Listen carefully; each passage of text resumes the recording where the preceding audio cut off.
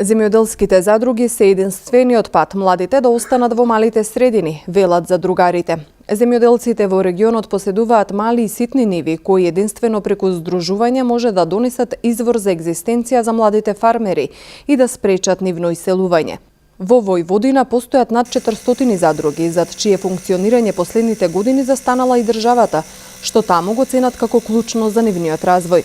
Една мера е републичка влада. Две мерки се особено значајни. Прво, сојузната влада во 2017 година почна да доделува неповратна парична помош за задругите од 50 до 120.000 евра.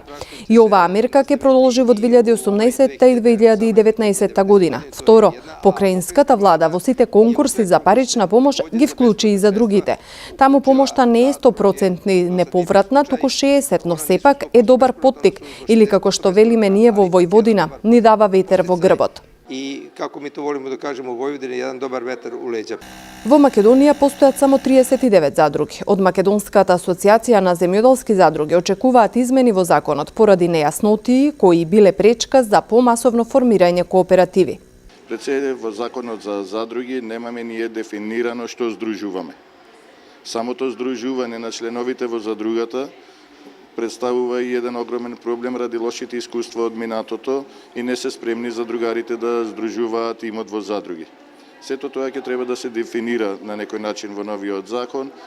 Тоа е еден од проблемите. Другиот проблем е двојното одначување на членовите во задругите и на приходот што го остварува задругата.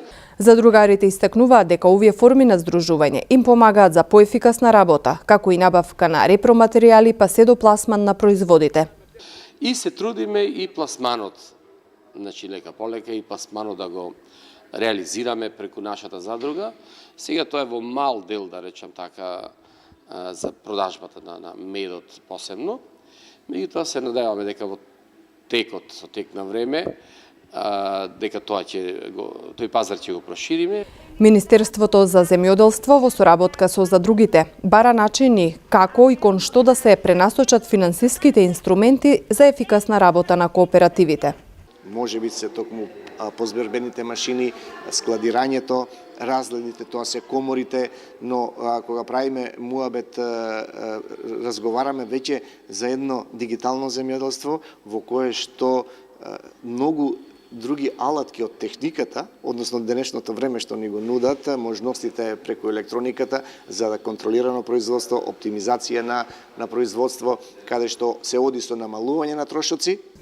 Целта на Македонската асоциација на земјоделски задруги е да изградат кооперативно општество. Велат дека ќе продолжат во напорите за надминување на глобалните и национални предизвици во земјоделскиот сектор, преку следење на стандардите за производство и конкурентност за опстанок и извоз на земјоделските производи.